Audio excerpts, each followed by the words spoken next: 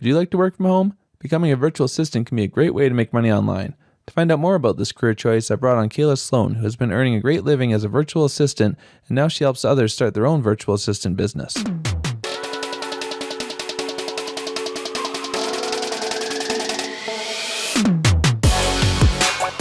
Welcome to the MapleMoney Show, the podcast that helps Canadians improve their personal finances to create lasting financial freedom.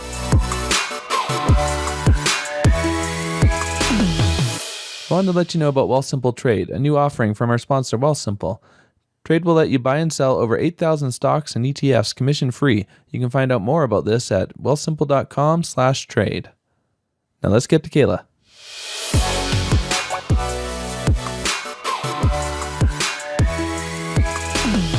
Hi, Kayla. Thanks for being on the Maple Money Show. Thanks for having me. I'm really excited to be here. So I want to get right into, first of all, you're a VA and you're training other people to be a VA. Can you kind of explain what that is? Yeah. A lot of people, when they hear VA, the first thing they think of in the US is like veterans assistance and things like that.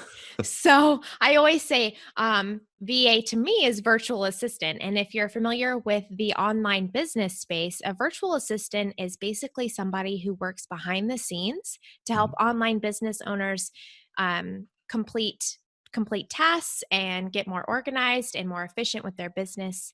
And business owners use a VA for outsourcing. Okay. So what are some of the kind of jobs that someone could outsource? Oh, there's so many. I actually put together a really cool kit because there's over 100 services that business owners can outsource to a virtual assistant. Wow. And some of them are as simple as managing a Facebook page, posting on there, replying to comments, checking email inboxes. It's like really simple things, but they're all things that go into running an online business that can be outsourced to a virtual assistant. So you don't have to do them yourself as a business owner. Mhm. And then as a virtual assistant, you can get paid well to do these things that you already know how to do. Most of us already know how to use social media. So it's easy to step in and kind of take on that role. Yeah.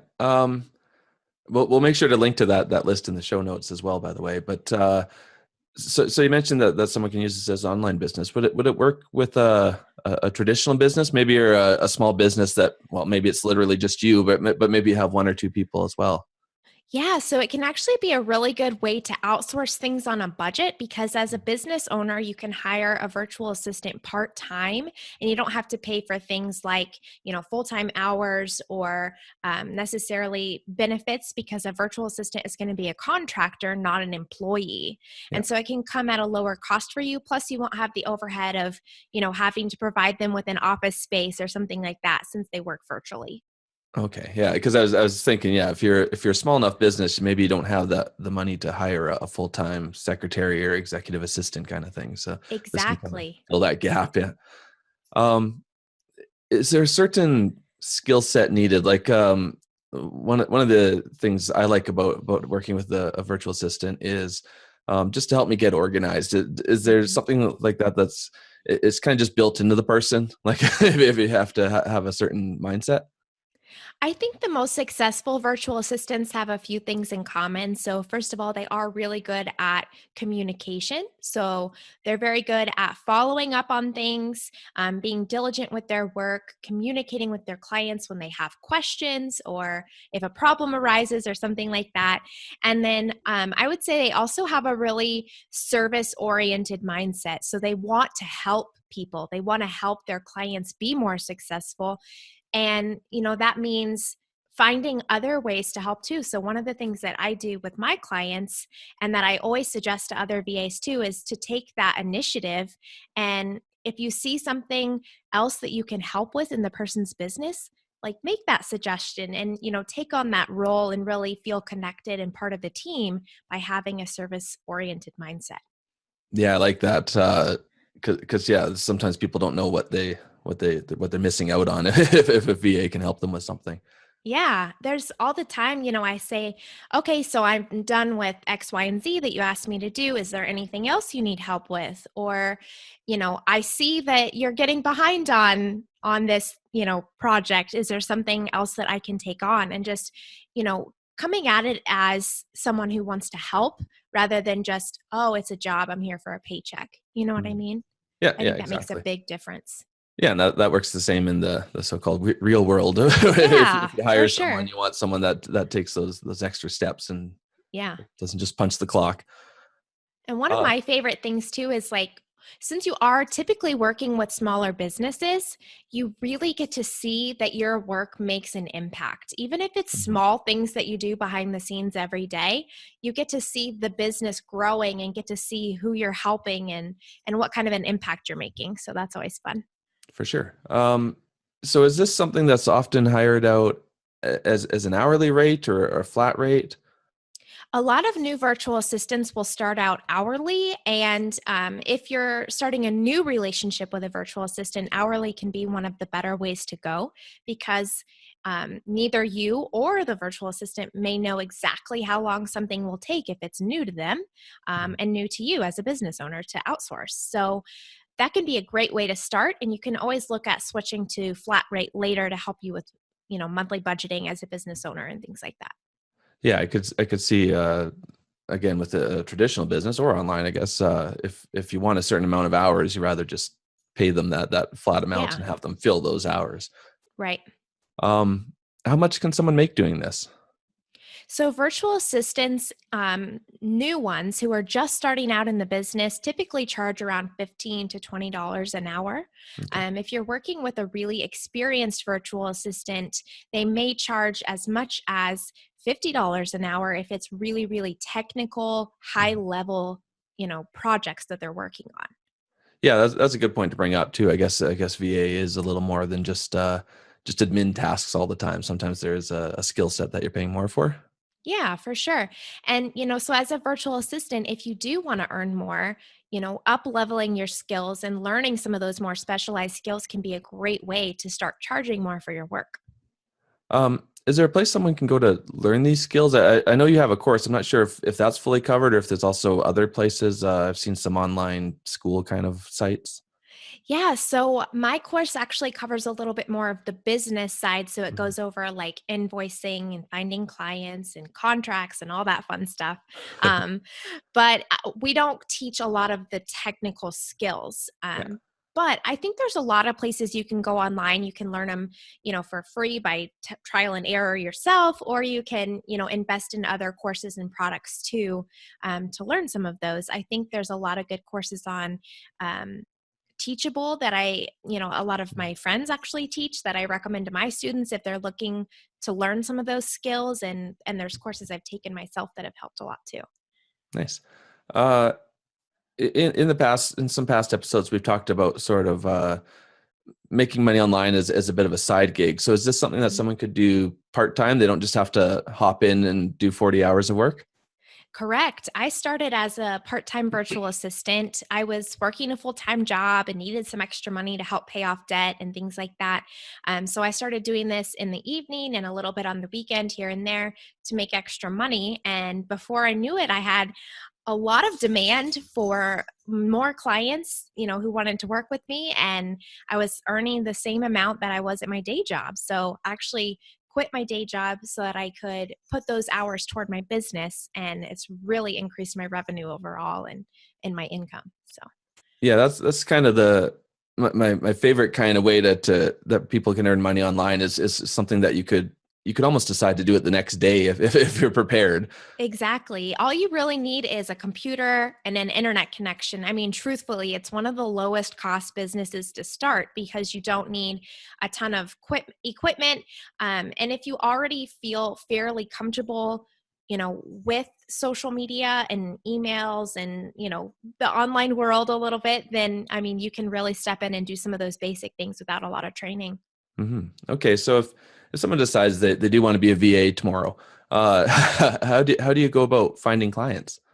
Finding clients, that is one of the first questions, right? Because until you find your first client, you don't really have a business. So, Exactly.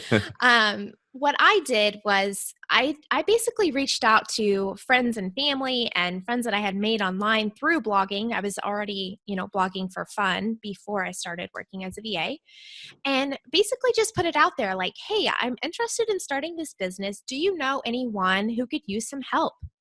And the other thing that I did was if I noticed that bloggers that I followed were getting behind, they weren't posting as regularly as they used to, or they said like, "Oh, I'm so overwhelmed," or something like that. Just taking that initiative to reach out to them and say, "Hey, I have followed your blog for years, and I noticed that you aren't posting as often anymore. Is there something in your business that I can help you with?" Huh. And again, it comes back to that service oriented mindset. Like, how can I help people? Of course, it's going to benefit you, as you'll be working with them, but, just being genuine, I think, in your approach. Yeah, I like that idea that you can kind of sense when someone needs help just by seeing what they're up to. At least online, I guess. So with a traditional business, it might be a little harder. I don't know if Yeah, I it, think it, when you approach traditional businesses, if you're looking at local businesses in your area or something like that, maybe starting with people you already have a connection with. If there's any business owners that or maybe a friend of a friend or something like that that can kind of help you get your foot in the door a little bit. And just coming in and saying, "Hey, I know you're a small business. I notice you don't have an admin assistant at your front desk, or whatever. Like, maybe you can't, you don't have the ability to do that with your business, but have you thought about using a virtual assistant instead? It can be lower cost for you, all yeah, those things, and kind of lay out those benefits." great. Is there sort of other ways that people could? You mentioned a few already, but there's sort of other ways that people can grow this business. Then, do you just kind of keep pushing that word of mouth? I did. I got almost all of my clients by word of mouth and referrals. However, I know a lot of people do use job boards. Mhm. I'm personally not a fan of job boards because the rate of pay is typically lower, and it's a lot harder to find clients who really value you for a long term business relationship, in my opinion. There's always going to be a diamond in the rough that you come across that works out great. But I think in general, the competition level is higher with overseas VAs who can charge, $5 an hour. And so if you're trying to charge 15, 20, or more, it's going to be hard to get those jobs on job boards. Yeah, that's a good point. I guess it's always a bit of a race to the bottom because whoever's cheapest may get the job. Yeah. Yeah. But then again, as a business owner, you kind of get what you pay for too. Yeah, exactly. If it's something that's involves any written Yeah. work or anything like that, I'd certainly want someone that's here in Canada. If it was someone doing, and I've done this in the past actually, if it's something technical like server work with my Mhm. website, then I don't mind hiring Right. anywhere in the world. Right. Um, so can you kind of walk us through, sort of just to go back to the beginning pretty much, can you walk us through sort of how your course helps people? Because I know it covers a lot of sort of beginning to end on getting started. So can you just hit on some of the big points there? Yeah. So my course takes you from the very, very beginning. So if you've never heard of a virtual assistant before, that is absolutely fine because we're going to walk you through exactly what a virtual assistant is, what kind of services you can offer and get paid for, and also what virtual assistants don't do. What's outside of the normal scope of work for a virtual assistant. So we go through all of those kind of things. And then we start getting into, how do you find clients? How much do you charge? What should be in your contract to protect you and protect your clients? And then my favorite module, and the one that I get a lot of really good feedback on, is how to run your business on the day to day. So, how to keep your business organized, stay on top of your projects and all of your clients and all the moving pieces of your business. And so it's really fun as students work through that, and to see them post in the Facebook group when they start their website and when they start marketing their business and get their first clients. So it's fun.